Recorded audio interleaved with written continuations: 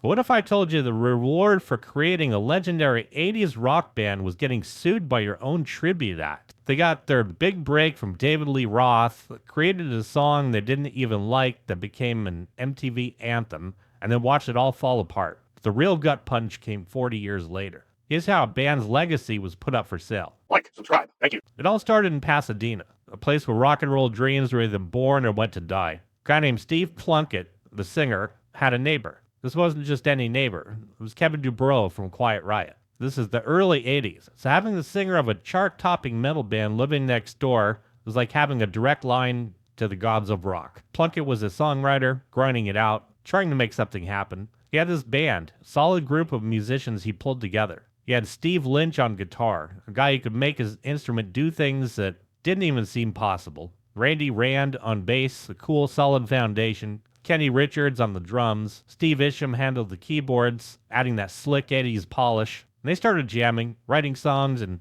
Plunkett's little apartment. Didn't even have a name yet, just a sound. Big, catchy, and perfect for the radio. So they put together some demos, just rough recordings, nothing fancy. Played them for a few friends, one of whom happened to be Andy Johns, a legendary record producer who had worked with Led Zeppelin, Rolling Stones. Plunkett had met him while helping out on another project. And Johns heard something in their sound. He liked it so much that he offered to let them re-record the demos for free at the iconic Record Plant Studios. So this was a huge step up, like going from playing stickball on the street to getting an invite to Yankee Stadium. So they went in, laid down the tracks properly, and now they had this professional-sounding demo that could actually get somebody's attention. And it got the attention of the one person who could change everything. Kenny Richards, the drummer, had a connection. He knew David Lee Roth, the larger-than-life frontman of Van Halen.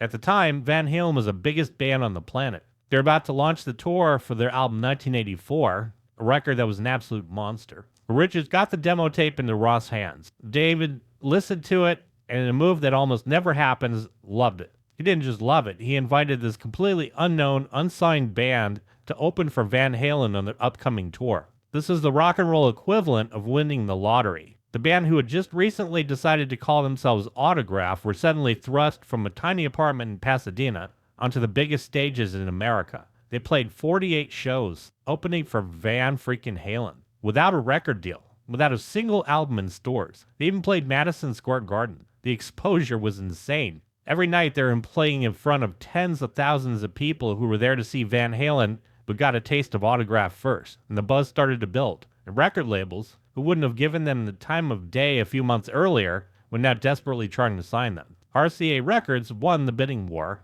and just like that, Autograph had made it. With the record deal signed, the pressure was on to deliver an album. They went into the studio to record what would become Sign In Please. They had a bunch of songs they felt good about, tracks that captured that melodic hard rock sound. As they were finishing up, the label and producer felt like they needed that one more song, something with a big, simple, undeniable chorus, a potential hit single. The band was not convinced, but they threw something together, a track called Turn Up the Radio. They thought it was cheesy, a bit too simple compared to their other material. Steve Lynch, the guitar virtuoso, added a flashy two-hand tapping solo that was technically brilliant, but felt almost like a throwaway to him. They recorded it, stuck it on the album as one of the last tracks, didn't think much of it. They figured one of their quote-unquote better songs would be the one to break them, and they were completely wrong. When the album came out in late 84, it was Turn Up the Radio that exploded. MTV put the video in heavy rotation. It was everything the 80s loved. Big hair, flashy clothes, ridiculously catchy chorus, and that killer guitar solo. And the song rocketed up the charts, landing in the top 30. It was featured in an episode of the ultra-cool TV show Miami Vice, which cemented its status as a definitive sound of the era. The song that they were so lukewarm on became their signature. It was the track that pushed the album to gold status, selling over 500,000 copies. Steve Lynch's guitar work even won him Guitar Solo of the Year from a major guitar magazine. On the surface, it was a dream come true. Massive gold record, massive hit, touring with bands like Mötley Crüe and Kiss. But that one song was also a cage. It defined them so completely that nothing else they did seemed to matter. Their follow-up album, That's the Stuff, did okay but didn't have a monster hit like Radio. And their third album, Loud and Clear, saw sales drop off even more. They were known as the Turn Up the Radio band, and they could not shake it. And by 1988, their relationship with RCA soured and they left the label. and the musical landscape was also beginning to shift. Keyboard-heavy rock was starting to feel dated. Steve Isham, the keyboardist, left the band.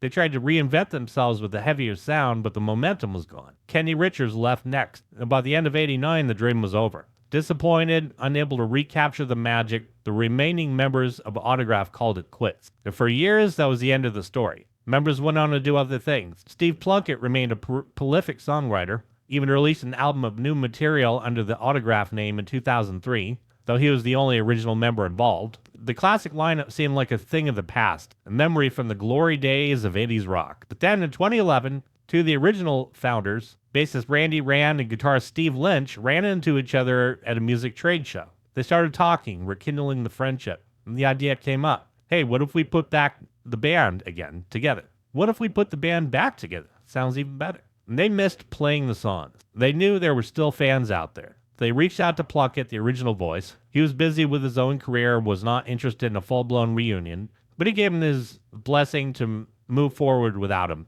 Basically, great. Okay, fuck off. That blessing would become a very important point later on. With Plunkett out, they needed a new frontman. So they scoured YouTube and found a guy named Simon Daniels, the singer and guitarist who had been in a few other bands. He had the look, the voice, and the energy. They felt he was the perfect fit. With a new drummer, Mark Weiland, the new version of Autograph was born. And for a while, things were good. The lineup, featuring two original members, Lynch and Rand, alongside the new guys, hit the road. They played the festival circuit, giving fans a taste of the old hits. Lynch was back on stage, playing the solo that had made him famous. Seemed like a respectable way to carry on the band's legacy. Lynch toured with his new version of the band until 2019, when the flare-up of carpal tunnel syndrome in his hands forced him to step away from performing live. So he was replaced by another guitarist, Jimmy Bell, and then the world changed. Pandemic shut down live music, and the band went on hiatus. During this quiet period, tragedy struck. In April 2022, Randy Rand, the original bassist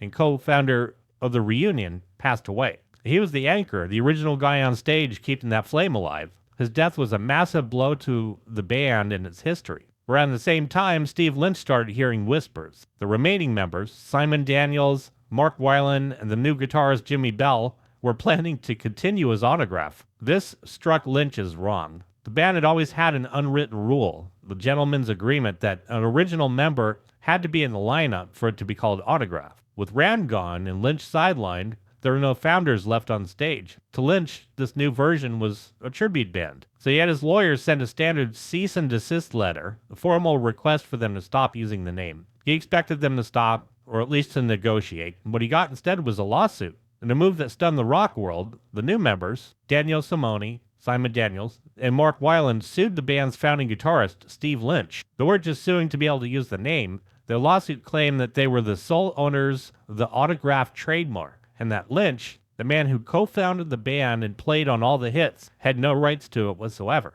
And Lynch was blindsided. Took to social media to tell his side of the story, calling the lawsuit frivolous and grasping. He wrote, after a 40-year career creating the band and the trademark, the absurdity of this claim defies reality. He felt like they were hijacking his legacy. He pointed out that these were guys who were hired to help carry on the music, not take it over. In his view, they couldn't get gigs or record deals on their own merits, so they needed to use the name that he and the other original members had built. He called it a sellout of the band name for money. And the lawsuit put a dark cloud over the band's history. He was a founding member, watching the legacy he had built with his friends, some of whom were no longer alive to even defend it, being legally stripped from him by the very people who were supposed to be honoring it. The new members argued that they were carrying the torch, that Randy Rand wanted the band to continue no matter what. They even released a new album, Beyond, which featured bass parts Rand had recorded before his death, lending it a sense of legitimacy. But for Lynch, it was a betrayal. He was now a defendant against his life's own work. So the case became a bitter legal battle over not just a name, but the very identity of the band. Who does the band belong to when most of its creators are gone? Is it the surviving founder who is no longer on stage? The musicians playing the songs every night? The courts would have to decide, but for the fans, the question was much simpler. The band they loved for its fun party rock anthems was now tearing itself apart in a public, ugly fight over money and a name. The music was about, cranking up the radio and forgetting your problems, but the reality behind it had become this bitter, complicated legal war, leaving a sour taste where a sweet memory used to be. So, For Autograph fans, the good news is that the lawsuit had been settled. Steve Lynch now has full and exclusive rights to the Autograph name, trademark, and logo. So in the end, the courts decided that it does go back to the original founders. To my subscribers, thank you so much. You friggin' rock. If you haven't subscribed, hit that subscribe button, hype button, and like button. Join the family. Thank you for watching.